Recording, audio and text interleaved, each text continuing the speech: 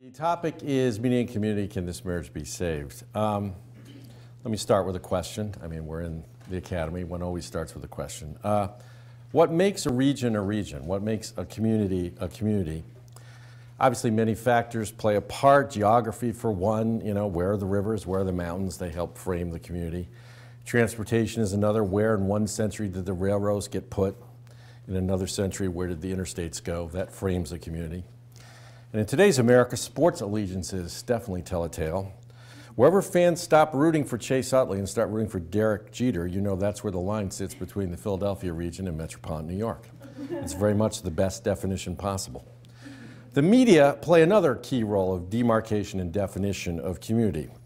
So the limits of the broadcast signal of what used to be called in quaint old days Channel 6, that's WPVI in Philadelphia, or the limits of the Philadelphia Inquirer's circulation routes coincide, not at all coincidentally, with the limits of the state of mind that's called Philadelphia. To be part of a community is, in part, to have a shared base of experiences, of common references and reference points, a shared grounds for conversation. And media outlets exist in part because they're very good at generating and disseminating such grist for conversation and community. So to be Philadelphian and of a certain age, which most of you in this room are not, means to know who Sally Starr is, or the Geeter with the heater, or Larry Kane, or Pete Dexter. Okay, I got one smile there, mostly blank faces and furrowed brows. And so the reason for that is you either didn't grow up around here, or you grew up sometime after the 1980s when those people were the names of the leading kiddie show host on TV, the leading radio DJ, the Geeter with the heater, playing the hits. You can still see him down at the Sugar House Casino Friday nights if you want. He must be 833 years old now. The main news anchor, Larry Kane, and the leading newspaper columnist of those times, Pete Dexter. And today, to be Philadelphian still in some part means knowing the look of a Tony Auth cartoon, the sound of Michael Smerconish's voice gnashing over on talk radio, or be able to judge the likely accuracy of a Hurricane Schwartz weather forecast. But just as surely as media outlets can help build and mold and sustain a sense of community, they can help shred and corrode it. In this region and others, would suburbanites fear and distrust their core city quite as much as they do if their main source of information were not the TV news with its relentless parade of if it bleeds, it leads? And is Philadelphia really that much more corrupt than other cities, or is it somewhat ambiguously blessed with a core of enterprising and prize-hungry reporters who are very much bent on exposing official misdeeds, small and large? And are the suburbs around here really that much better run and law-abiding, or are they just served by a skimpier, much more complacent press corps? Is the noticeably corrosive negativity of the Philadelphia native woven into the local DNA, imbibed through the local warder? And that was my attempt at the local pronunciation of water, as we call it in Ohio, where I grew up. Or might that negativity be imposed by a media culture drunk on the delights of recounting tales of scandal, collapse, and crime? It's hard to tease all that out. It's hard to parse all the ratios of responsibility, and maybe it's a pointless exercise. Media always reflect community norms even as they reinforce them.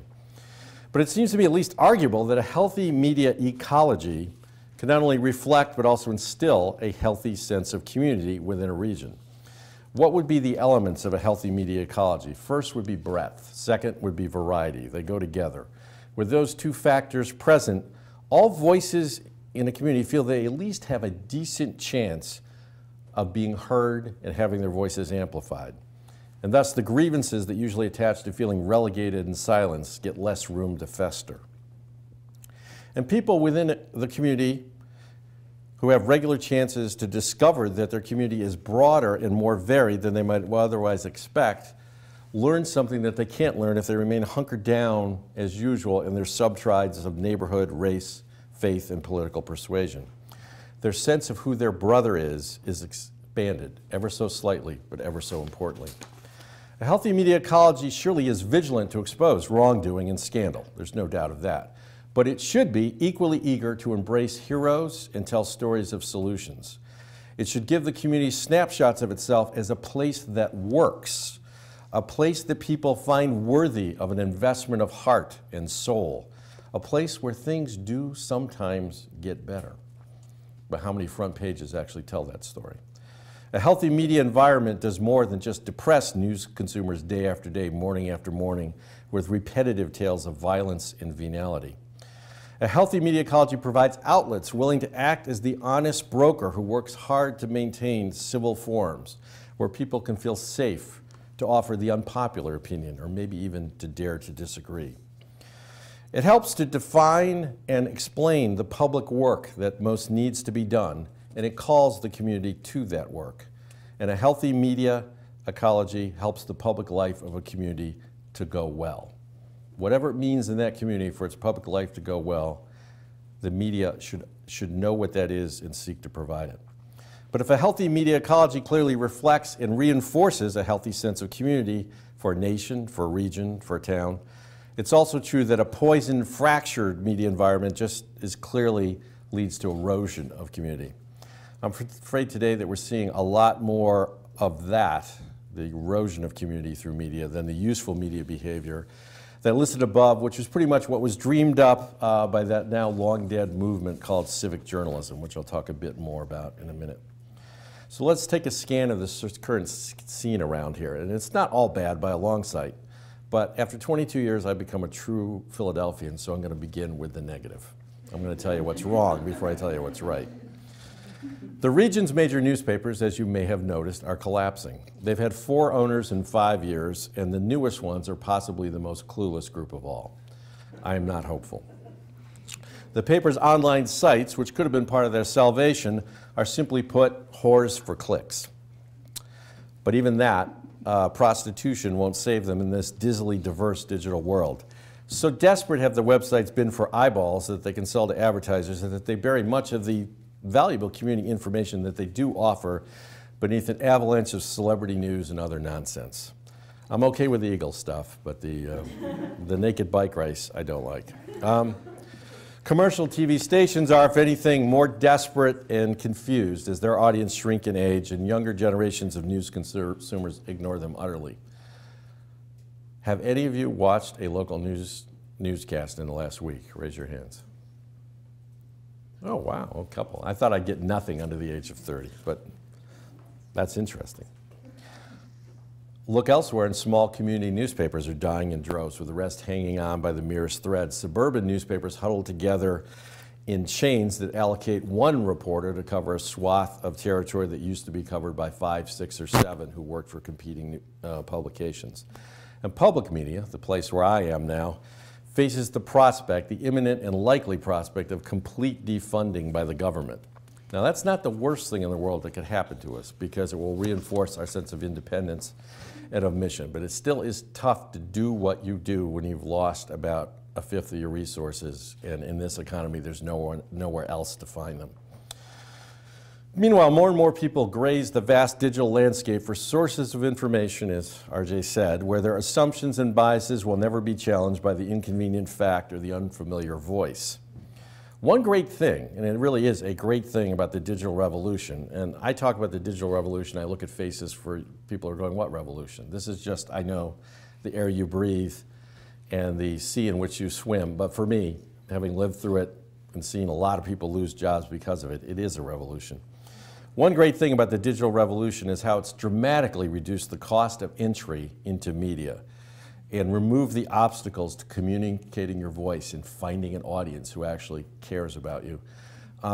There's a famous quote from Andy Warhol, the artist, that in America's a place where everyone's famous for 15 minutes.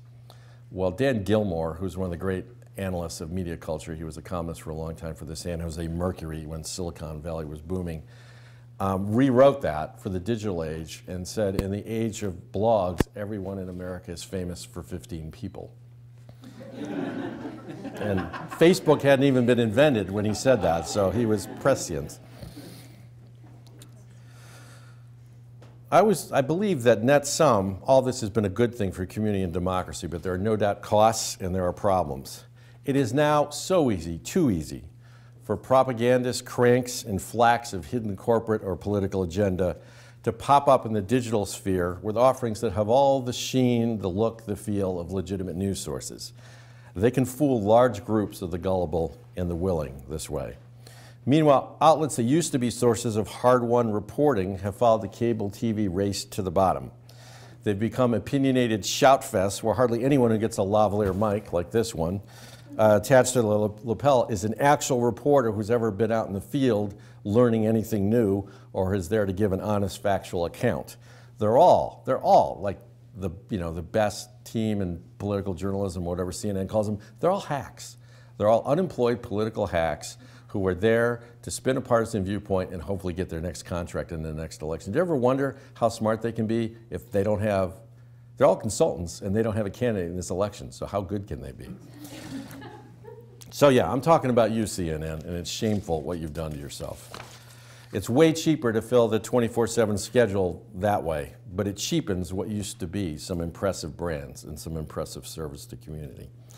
So the net effect is that, yes, it's easier and easier for a citizen to settle into, here it is, a digital silo, where the only news that they see, the only voices they hear, the only information that gets in are things that flatter their prejudices and their blind spots. Yet this pseudo-information can wash over them in such an impressive cascade, in such volume, that they allow themselves to believe that, well, by God, I am indeed very well informed. They consume a lot, it just all comes from the same faucet. And this, even more unfortunately, leaves them even more resistant to evidence that their assumptions are sometimes not rooted in firm ground. So let me give you two examples from my time as editorial page editor at the Inquirer. That time overlapped with the Iraq War. So I'm going to give you bipartisan examples, one from each side of what I'm talking about. While I was editor there, the fans of progressive websites like MediaMatters.com constantly blasted the paper and me for being part of the lapdog media that never said a mumbling word about the Bush administration as it, raced to invasion and war on false evidence.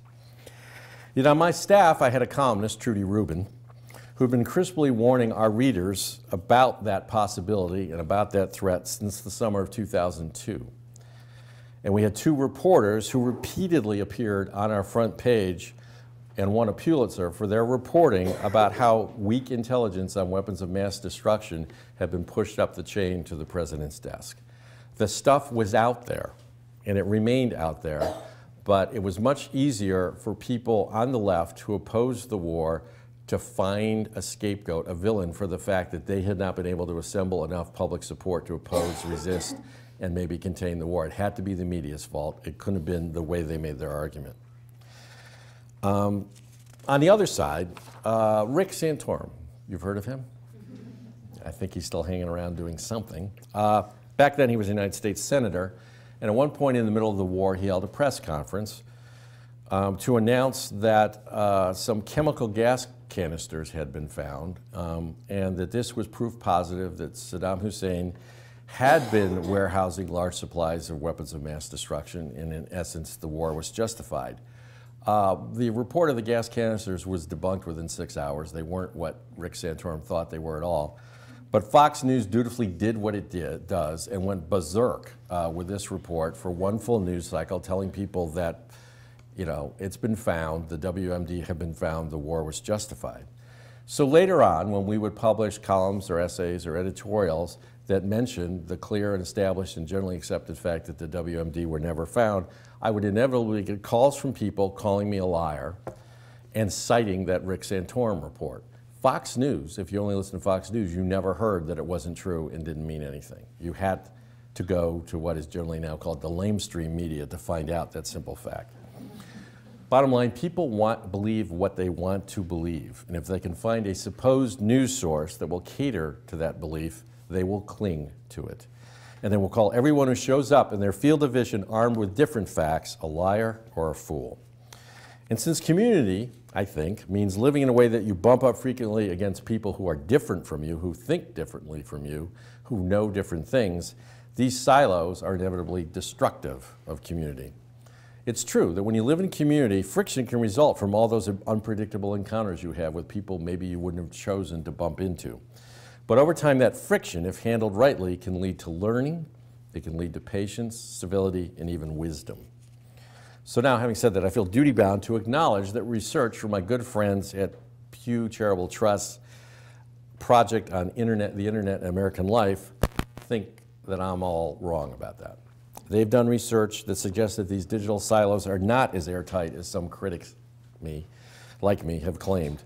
They tracked volunteers, they got volunteers who allowed them to track their search histories over town, and they found that people of one partisan bent spend a surprisingly large amount of clicks and time on websites that lean to another political direction. So this is evidence from trustworthy people that challenges the assumptions I just voiced. I accept it, and I know I have to deal with it. And I find, in fact, in it some small grounds for hope. Maybe these silos are more permeable than I suspect. But I can't help it. There's a small skeptical voice in my head saying, surely I'm right. Surely these people go to these sites not to learn something new or to encounter new opinions. They go there to scout the enemy, to see what the enemy's up to and to find new grist for grievance and outrage. So that's my story, and I'm not necessarily sticking with it, but I'd love to see a study that explored that hypothesis so I could see whether I'm right. So, okay, enough gloom. I'm going to talk a little bit about the promising effects of the digital revolution. And then I'm going to tell you a few anecdotes from my career that hopefully sketch out the ways that I think media outlets, even amid this dizzying landscape, can find ways, some of them revised, some of them totally new, to bolster community rather than to shred it. First, to say it again, from blogs to Facebook to Twitter to Pinterest to Instagram. You all saw the news about Instagram? Some lucky boys, huh? $1 billion. There's a lot to celebrate in how technology has allowed anyone who can afford a laptop or a smartphone the ability to share their knowledge, their hopes, their voice with others and connect with other people without mediation by some institutional or government power. This is obviously not an unalloyed blessing because anybody who spends any time on those sites knows that a lot of claptrap and narcissistic rambling gets conveyed on those platforms along with the news, the wisdom, and the things of interest. But again, the net sum is positive. The same is true of repositories of knowledge on the web and in the cloud. Wikipedia may have its flaws and its critics, but its batting average for accuracy, I don't know if you've seen this, is amazingly good, nearly as good as the Encyclopedia Britannica. And its breadth and generosity are unparalleled in the history of research documents. But what's the impact of all this on community? Well, for sure, the word community is used and used and used over and over again in the digital sphere with an almost mantra-like frequency and intensity. Everybody's talking about their online community. I'm guilty of it too. And there's no doubt that the web and the cloud do productively connect people who share interests or problems, even if they live very far from each other, in ways unimaginable just 20 years ago. A powerful advocacy group like Autism Speaks just simply could not have grown so swiftly and impressively without the internet. Without the internet, how is it imaginable that college students like you, these happen to be at Swarthmore, though I think Eastern was involved in this, had such an incredible impact on the situation in Darfur? Couldn't possibly have happened when I was at college. And that is unquestionably a valuable form of community. And here's a much less lofty example, one from my personal life. But it's representative of a kind of digital community that is at worst harmless and maybe useful. I am, for my sins, a fan of the Cleveland Indians. I tread this lonely trail of loss, grief, and disappointment for one simple reason. I grew up in Cleveland. I can't help it. A few years ago, the trail got less lonely for me because I found a website called Let's Go Tribe, and it's an online community for my fellow sufferers. So it's a place during the baseball season where I can go to endure the frequent losses with wit and without shame with my fellow losers. And we can celebrate our rare victories in communion. So that's meaningful to me. And I've met some people there that are now my friends. So no, I don't dismiss the idea of online community as inevitably specious, a necessarily false promise, a dilution of the real thing. But sometimes it is so. Which brings me to Facebook. While I adore Twitter, I find myself in true old curmudgeon style regarding Facebook with a thorough dislike, even though there's a little grudging admiration mixed in. Mark Zuckerberg is no doubt, as they say in Harvard Yard, wicked smart. But I find his vision of a world without privacy to be truly frightening. And I've been watching Facebook grow for a long time because my daughter, as a freshman, happened to be on one of the campuses where the platform launched a number of years ago. So I was quote, on Facebook a long time ago. And it freaked me out from day one. Privacy, I think, is actually built into the notion of real community. If you gladly deliver yourself into the jostling, the surprises, and the tensions and frictions of living in a genuine community, you do need and you do deserve from time to time a space where you can retreat and be only with those you choose, even if it's just yourself, and where you can reveal only that which you choose to reveal. Zuckerberg does not believe that. My next point is ironic in that I have conducted a decades-long career as a columnist who often reveals personal views and stories, such as my face-down trial. But when I look at Facebook, I have to tell you, I am just appalled at the promiscuous and risky ways in which people on Facebook, and not just people your age, people now of all ages, reveal stuff that, in my view, should definitely be treated as need to know. It's just crazy. So this feels like one place where the future has roared past me on its own urgent errands, and I stand there in place shaking my head fecklessly, wondering if I should somehow try to follow in its wake. So putting this all together, it seems to me that the digital sphere can produce a new kind of community that can bring knowledge, support, and power to people who desperately need it. But many of the claims of community made for the space still strike me as overdone and often cover for a corporate agenda that in the long run will shred community. One final problem that I worry about a lot about how the digital sphere has developed, and we talked about this at dinner. The discussion spaces of the web were colonized first by the screamers, the partisans, and the people with personality disorders that discovered that the web was a great place to give their disorders an anonymous workout. And this, you know who I'm talking about. This has created a set of Wild West norms for online discussion that even some well-meaning advocates of online communities seem to think must be preserved in any digital space for it to be authentic. Well, I've spent the last 20 years of my life trying to build a theory and a practice for encouraging civil dialogue in the public square. So this takeover of web dialogue by the advocates of the bare knuckle has been one of the most depressing trends in my adult life. Having just launched for WHY newsworks.org, shameless plug portion, an online site for news and dialogue that you should definitely check out. Newsworks, in our dreams and our hopes, is going to become for the web the same kind of civil oasis for the intelligent that programs like Fresh Air and Radio Times have become on the radio dial. Trying to do that on the web, I've experienced how hard it can be to nudge the bare knuckle norms in a milder direction. Some of the things we tried on Newsworks just didn't work.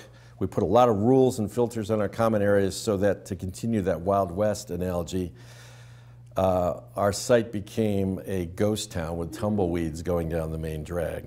So we had to let up on the school barn routine a little bit, and we now do have some more robust dialogue there, but as a consequence, we have to spend a lot more precious staff time policing it. And I think that's a story and an experience and a journey that most websites that try to have civil conversation have been learning. In this work, it remains my sense that it's still a lot easier to foster a truly civil dialogue among people who truly disagree when you can get them together in the flesh and blood in a real, not a virtual room, and can actually work with them. For example, last year, I helped, or I guess 2 years ago now, I helped convene possibly the only forums in America where NPR liberals and Tea Party activists sat down together and managed to stay in the same room for 2 hours and ended up the evening trading cards out in the parking lot and saying, we got to do this again.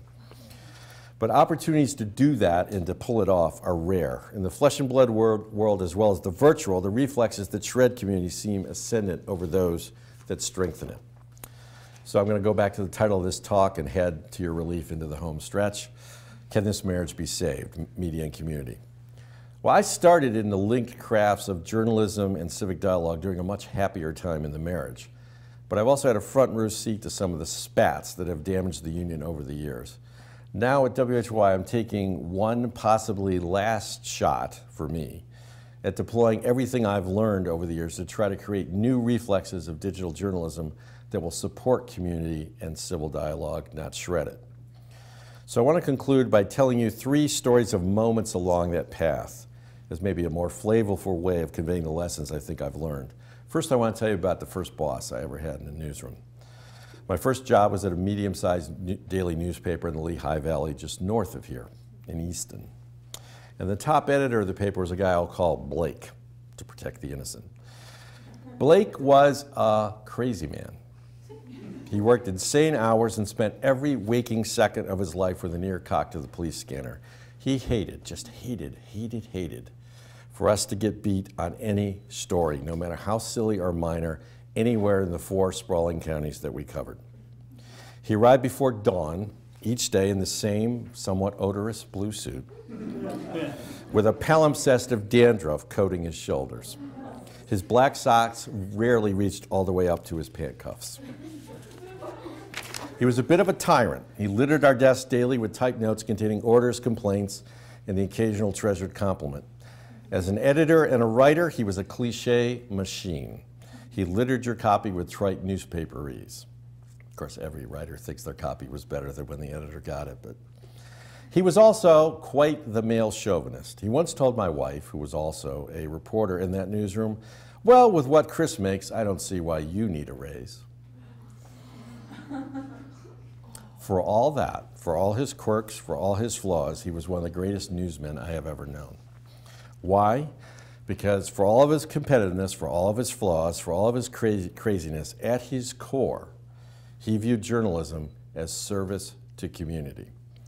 He knew that people struggling to make a go of it in the tattered old city where we lived needed and deserved to know what that siren they heard in the night had signaled. They needed and deserved to know what the people they'd elected to protect their interests were doing in that boring, ill-attended meeting that went on till midnight. And he knew, too, and just as importantly, that they needed and deserved to know who were the heroes in their midst, the teachers who made a classroom hum, the honest cops who did their job, the church volunteers who served the homeless at the food kitchen. He knew that if a newspaper did not sing those stories just as fervently as it shouted the scandals, the community could not thrive. He taught me all of that difficult SOB. He did. So when I got my big break, got to move to the big city and join one of the most honored newspapers in the land, and yes, that's what the Enquirer was in the 1980s, I discovered something that shocked me. Many of my new colleagues, as fabulously talented as they were, as amazing as the stories they reported could be, they really did not share, most of them, that deep sense of service to community. Their loyalty was to their own careers, or to give them credit, to their ideal of their newspaper as a national beacon of craft. I learned so much about journalism from those colleagues, but I always felt our collective end result was lacking in something. Call it heart. Call it a sense of service. Call it a sense of duty to the communities we served. We were addicts for what we called a good story, which simply meant a story that it tickled our fancy to write. I often felt a lot of the people I worked with should have spent a week in my old boss's newsroom to soak up a little of his obsessive sense of service to the little guy. That sense of duty that made him print school lunch menus across acres of our newspaper every day so that parents could tell whether this was a day to pack a lunch or to risk letting the kids eat the swill in the cafeteria. That, among other things, was what led me, early in my time at 400 North Broad Street, to explore the reform movement known as civic or public journalism. It is now utterly dead, that movement. One theorist of the effort told me a few years ago that I was the last civic journalist in America. A little bit like being the last Mohican, but I'm not as handsome as Daniel Day-Lewis. So what was the idea of public or civic journalism? It was a loosely stitched collection of some of the goals I mentioned back at the top of this talk. The goal of the public journalist was to aggressively to seek out and amplify diverse and often silenced voices in your community. To create forums, whether online, on air, in print, or in person, where diverse voices in the community can come together to name the issues that matter to them, to frame those issues in a way that makes sense to them, and to have an honest broker journalist bring that news of what the people think to the people who are in power. It's to cover the news as though your community is a place where good things do happen as well as the bad. To be as eager, as I've said, and I'll say it again, to speak of heroes and solutions as eagerly as problems and scandals. The public journalist does not reduce every issue to two sides which are presumed to hate each other. They understand that issues generate 360 degrees of opinion. They are full of nuance, and the public journalists should be on fire to explore that variety and that nuance. They think of their job not as describing and then fomenting angry division, but to encourage civil exploration that leads to solutions. And the civic journalist, through aerobic listening and energetic reporting, tries to identify the work the community most needs to do to get better, and then calls people in the community to do that work. So let me end, and this is for real, I'm gonna end now, with two anecdotes of the times, things I've done or worked with my colleagues since I moved to WHYY, which is a place I'm proud to say is learning and struggling really hard to understand what the phrase public media really means, to take it seriously as a mission statement. These are tales of how we've begun, however haltingly, to live out the values I just expressed. So shortly after I got to WHYY, Mike Nutter, who was the new mayor of Philadelphia at that time, looked at his budget shortly after Lehman Brothers collapsed and the entire economy went into the toilet and said, holy cow, there's no money. Instead of doing all these fabulous things I promised to do on the election trail, I'm going to have to make some cuts. So in a brilliant stroke of genius, sure to be studied in public government schools for a long time, he decided that the leading edge of what he was going to do was close public libraries. That did not go down well in Philadelphia, the city of neighborhoods. So he held a number of town meetings around the city to try to explain his budget plan. And they were packed night after night, hundreds and hundreds of people. And they were the public policy equivalent of white noise. 400 people striding up to a mic, all of them hoping to be shown in Film on 11 at Channel 6, yelling and screaming, this is what I care about, don't cut this. So the officials sit at the front of the room and all they hear is everything that they might do something with to save the money they need to save has a constituency, and that constituency claims that the world will end if they don't get the same amount of money next year as they did last year. So 8 meetings, thousands of people showed up, not a scintilla of useful public input. Nothing that helped the people who actually had to make the hard calls and decisions in the Nutter administration. Nothing that helped them figure out where to find the $200 million they had to find like that so that the city's finances wouldn't collapse. So I'm happy to say, actually I'm proud to say, that Nutter came to me and my colleague at Penn, Harris Sokoloff, and said, guys, I'm in trouble, can you help me? So we did something that has never been done before. We invented it on the fly in about 2 weeks' time. But we decided that what needed to happen was people in Philadelphia's neighborhoods need to come together, and neighborhoods need to mix, and people need to sit down and really look honestly at what the trade-offs were involved in this budget. You can't have everything when $200 million is just evaporated overnight through no one's fault. It was the global economy. $200 million just evaporated. What are we going to do? There's going to be some pain. How do we share the pain? That's how we framed it. And to try to get people to have a new conversation, we believe you actually have to have a new conversation. You should have to change the ground rules. So instead of having the thing you always know where there's a mic and people, bureaucrats or politicians sit up on the stage staring at their shoe tops for 3 hours where people parade to the mic and scream at them, we said, we're going to put people in smaller rooms in groups of 15 or 20, and they're going to be a team. And they're going to have a challenge. They're going to have a game to play. We are going to give them the city budget broken down accurately into points. Every department spending worth so many points, every tax increase that had been discussed worth so many points. And their goal in 2 hours, working together collaboratively, was to see how close they could come to 100 points. 100 points had meant they'd balance the city budget. We did this over 4 nights in 4 different parts of the city. 1,700 people came to these things. We did more than, I'm going to say 60 to 70 groups of those people. One group managed to get all of 2 points. They didn't do their job very well. But other groups got 70, 80, and 90. And I led some of those groups, and I watched it happen during the course of the week. I watched people's perspective change. I watched a city firefighter get up about an hour and a half into the exercise where we were keeping the tally of how many points they'd racked up on the board. They had like 23 points. And he said, an hour ago, people, I got up and I made a plea to you not to cut my departmental budget. I told you how important, you know, the work we do is, and you supported me, and you said we're going to keep funding the fire department. And other people have made similar claims, and we all agreed on that. But now we have to get serious. We have to tax ourselves to support the services we want.